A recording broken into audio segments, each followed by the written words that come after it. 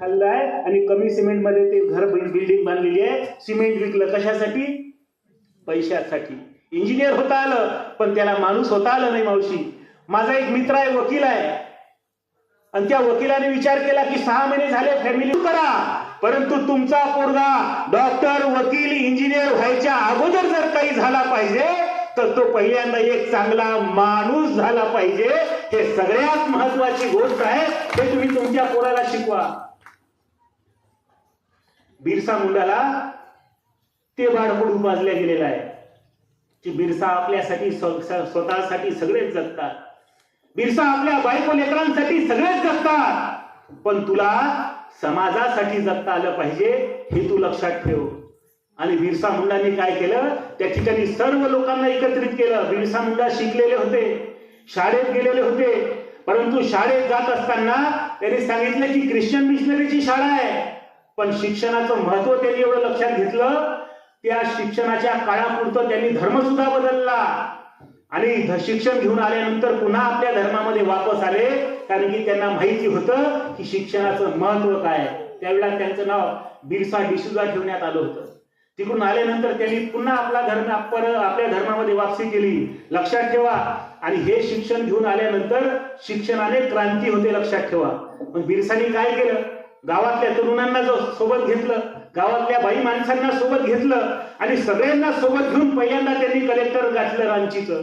रांचीला गेले, कलेक्टरच्या ऑफिसमध्ये गेले, एक मोठा निवेदन तयार केलं. त्यांनी कलेक्टरच्या टेबलवरती ठेवलं. त्यांनी न्याय हक्काची गोष्ट केली आणि त्या कलेक्टरला सांगितलं की हे सगळं आमच्या हक्काचं असताना एक मात्र कायदा केला जातो आणि आम्ही ज्या जंगलामध्ये खेळलो, ज्या जंगलामध्ये आम्ही बागडलो, ज्या जमिनीवरती आम्ही जगलो आणि ज्या जमिनीवरती आमच्या पिढ्या जगणार आहे, हे एवढं सगळं फक्त एक कायदा नावाचा कागद तयार करून जर हिसकावल्या जात असेल तर कलेक्टर साहेब तुम्ही न्याय केला पाहिजे आणि आमचा हक्क आम्हाला मिळवून दिला पाहिजे. म्हणून बिरसा मुंडा त्या ठिकाणी जाऊन आणि ज्यावेळेस त्याला शिक्षा सुनावली, कुकर्म करायला लागला, तर सगळे म्हणायला लागले हा आमच्यासारखा कोणाच सारखा आमच्या घरामध्ये नाहीये.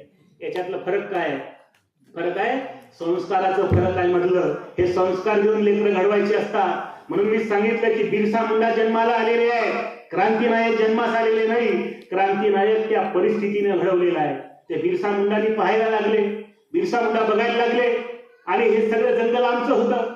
त्याचे वडील सांगायचे, त्याचे आजोबा सांगायचे आणि या जंगलामध्ये आमची बादशाही होती, या जंगलामध्ये आमचा उदरनिर्वाह चालायचा. इथली नदी नाली, इथली जल जंगल जमीन जनावर हे सगळी संपत्ती आमच्या मालकीची होती. आणि या सगळ्या गोष्टी बिरसा ऐकायचा. छोटासा बिरसा या गोष्टी ऐकत असताना त्याला मनामध्ये प्रश्न पडायचा, मग आता आमची मालकी गेली कुठं? एक दिवस गावामध्ये प्रसंग घडला की गावामध्ये काही कामासाठी त्या ठिकाणी लाकूड फाटा तोडून आणलेला आहे. लाकूड फाटा तोडून आणल्यानंतर पोलिसांनी यावं, त्या माणसाला चोर म्हणून पकडून घेऊन जावं आणि त्या ठिकाणी समाजाचा प्रतिनिधी म्हणजे बिरसा मुंडा नाही आहे, तर प्रत्येक ठिकाणी होणाऱ्या अन्यायावरती होणाऱ्या विद्रोहाचं नाव म्हणजे बिरसा मुंडा आहे. आणि म्हणून ते तुमच्या आमच्या लक्षात असलं पाहिजे मित्रांनो. खरं तर बिरसा मुंडा जन्माला आले, परंतु क्रांतीनायक जन्माला आलेले नाहीये, लक्षात ठेवा. पोरं लेकरं जन्माला येतात पण क्रांतीनायक जन्माला येत नाही. क्रांतीनायक त्यांच्यावरती असणाऱ्या त्या परिस्थिती क्रांतीनायकाला घडवत असते, लक्षात ठेवा.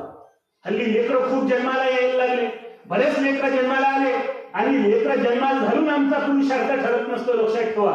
तुमच्या गावात कोंबडी आहे का? कोंबडी आहे का तुमच्या गावात? घालते एक अंदाज, एक कोंबडी ज्यावेळेस गावातून चालते किती पिले तिच्या अवतीभोवती फिरत असतील?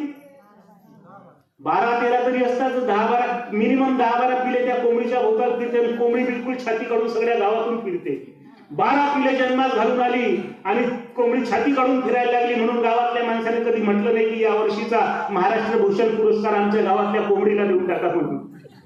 कारण की पुरुषार्थ लेकरं जन्मास घालणे पुरुषार्थ नाहीये, लक्षात ठेवा.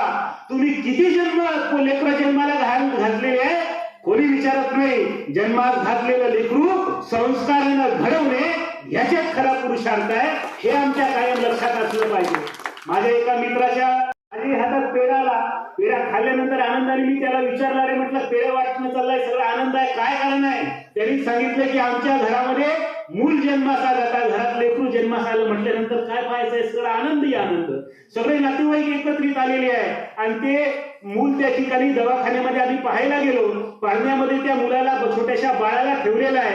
त्याची आई बेडवरती पडलेली आहे आणि पडल्या पडल्या त्याची आई मी गेल्या गेल्या सांगायला लागली, दादा म्हणे या पोराचं नाक माझ्यासारखं आहे. म्हटलं बरं आहे, चांगली गोष्ट आहे. त्याचे वडील आले, त्याचे वडील त्या मुलाकडे पाहून म्हणाले, दादा याचे डोळे म्हणे माझ्यासारखे आहे. त्याची आजी म्हणायला लागली, याचे गाल म्हणजे हसल्यानंतर माझ्यासारखे दिसतात. त्याचे आजोबा म्हणायला लागले, हे पोरग म्हणजे सगळ्याच्या सगळं माझ्यासारखं दिसते. सगळेजण म्हणत होते की हा माझ्यासारखा दिसते, हा माझ्यासारखा दिसते. आनंद आहे घरामध्ये, सगळे म्हणायला लागले की माझ्यासारखा दिसते. पोरग हळूहळू मोठं होऊ लागलं, शिक्षण घेऊ लागलं. मोठ्या शिक्षणासाठी, उच्च शिक्षणासाठी तो शहराच्या ठिकाणी गेला. शहरात गेल्यानंतर उच्च शिक्षण घेत असताना काही वाईट मुलाची संगत लागली. वाईट मुलाच्या संगतीनं पोरग हळूहळू बिघडू लागलं आणि पोरग हळूहळू बिघडू लागल्यानंतर त्याच्या हातनं एक कुकर्म घडलं. त्या कुकर्मासाठी त्याच्यावरती खटला दाखल झाला, पोलीस कंप्लेंट झाली आणि ती पोलीस कंप्लेंट, त्याचा निर्णय होण्यासाठी आता त्या कोर्टाच्या आवारामध्ये सगळे नातेवाईक जमा झालेले आहे आणि हा पोरगा त्या ठिकाणी कोर्टात उभा केलेला आहे. आज मॅजिस्ट्रेट त्या ठिकाणी जजमेंट देणार आहे की या पोराला कोणती शिक्षा द्यायची आणि अर्ध्या तासाने निकाल आलेला आहे. निकाल ऐकण्यासाठी त्याचे सर्व नातेवाईक कोर्टाच्या आवारामध्ये जमा झालेले आहे.